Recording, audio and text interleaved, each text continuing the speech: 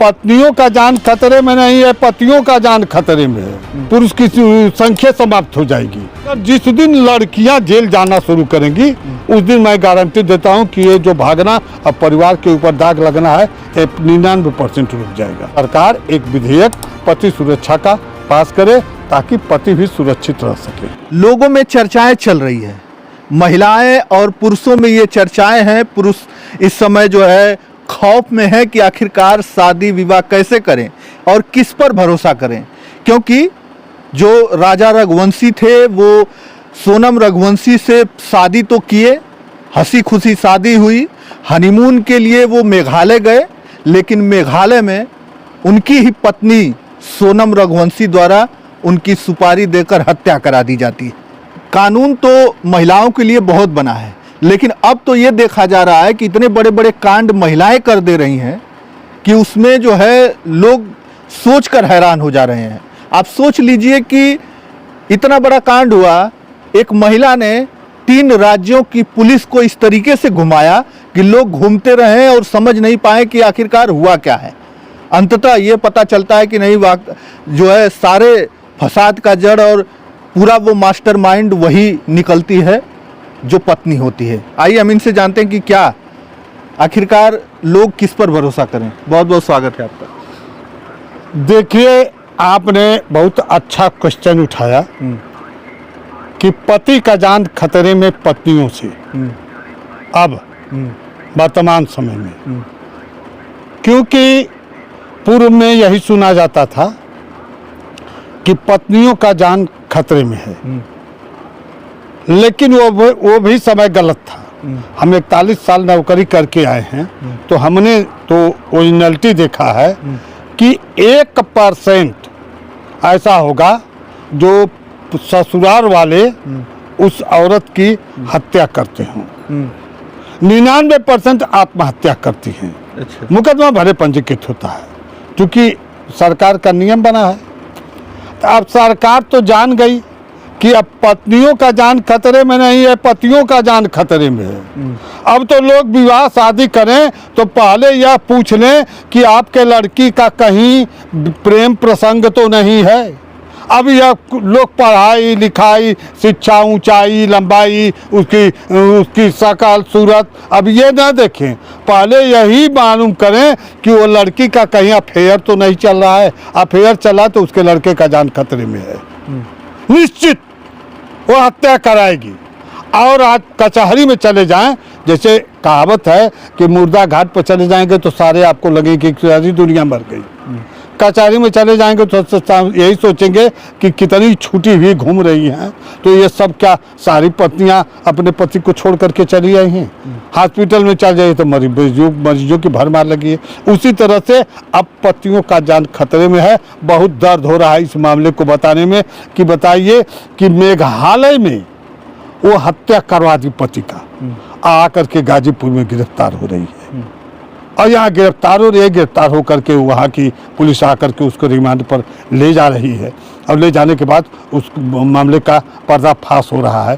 तो पर्दाफाश वो हो रहा है तो ऐसे जिस तरह से पतियों को फांसी की सज़ा सुनाई जाती है, आजीवन कारावास सुनाया जाता है, तो पतियों के अभी हाल में देखें कि कोई ड्रम में मारा जा रहा है तो कोई कहीं मारा जा रहा है। तो पत्नियाँ तो पतियों के खौफ में कई हत्याएँ हो रही है। अब प्रेम प्रसंग में तो इतनी हत्याएँ हो रही हैं जिसकी सीमा ही नहीं है। जितने पति मारे जा रहे हैं और प्रेम प्रसंग में मारे जा रहे हैं। तो ये हमारे ये जो मोबाइल चल गया, ये प्रेम प्रसंग इसका नाम रख देना चाहिए।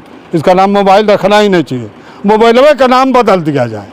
ये प्रेम प्रसंग का सबसे बड़ा साधन हो गया। तो ये कहना चाहिए कि तेरे पास प्रेम प्रसंग है कि नहीं है। अच्छा, मोबाइल नहीं पूछना। तो क्या अब जो है जो कानून पत्नियों के लिए, महिलाओं के लिए बनाया गया, क्या वैसा कानून कुछ पुरुषों के लिए भी अब बना? अरे भैया, पुरुष के लिए नहीं बनेगा तो जान लीजिए कि पुरुष की संख्या समाप्त हो जाएगी। संख्या समाप्त, ये मान के चलिए। पुरुषों की संख्या जहाँ हाँ एकदम संख्या समाप्त। पुरुष अब खतरे हर में। बाप समझ ले कि हम बेटा पैदा किए हैं तो कैसी बहू लाएंगे। अब ये मान ले लोग, ये हम नहीं मान रहे हैं कि अब हमारी लड़की किसके घर जा रही है, हम अपने परिवार पर नहीं भरोसा करें तो उसी तरह से अब अपने लड़कों के लिए अगर वो करें।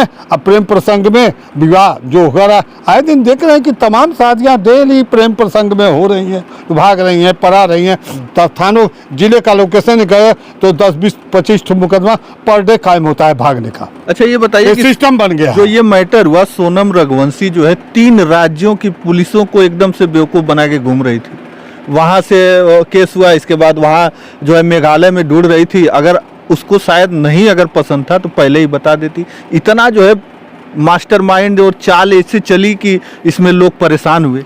देखिए ये जो लड़कियां अपने परिवार को धोखा दे करके वो बोल ना पाती हों, कह ना पाती हों और एक जगह जा करके एक को हत्या करा करके वो ये नहीं समझ पाती हैं कि हत्या कराने के बाद हमके जेल की सलाखों में रहना पड़ेगा। वो ये समझते हैं हत्या करा दूंगी तो मैं निर्द्वंद अपने प्रेमी के साथ लबालब प्यार करूंगी, तो लबालब प्यार जेल में करो, जेल में करना पड़ेगा। ये नहीं समझ पाती, आदमी अंधा हो जाता है। कानून से हट करके कोई जी नहीं सकता, तो कानून के फंदे में उसको आज नहीं कल सच्चाई में आना है। कहावत है कि चोरी हत्या पाप छिप नहीं सकता, तो ये चोरी हत्या पाप छिप नहीं सकता। निश्चित रूप से उसको आना है फंदे पर और फंदे पर आई है।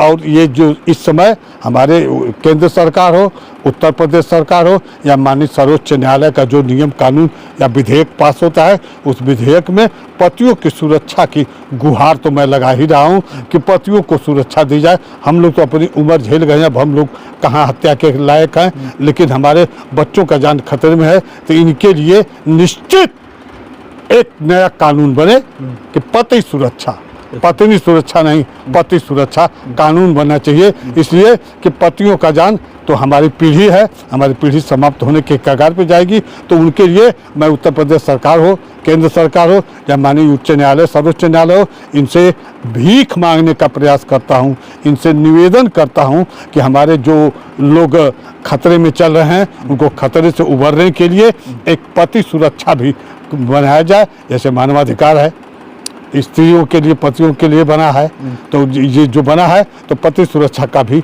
एक विधेयक पास होना चाहिए। अच्छा, एक मतलब कि इनका कहना है कि पति जो है अब जो है सुरक्षित नहीं है। तमाम सारी ऐसी खबरें आप लोगों ने देखा होगा कि अभी ड्रम कांड हुआ था, मुस्कान ने अपने पति को एक ड्रम में कटवा के भरवा दिया था और अब जो है एक पत्नी जो है मेघालय ले जाती है हनीमून मनाने के लिए और वहाँ से अरे यार ये तो एक नमूना न है, ऐसा तो कई हजार केसेज हैं।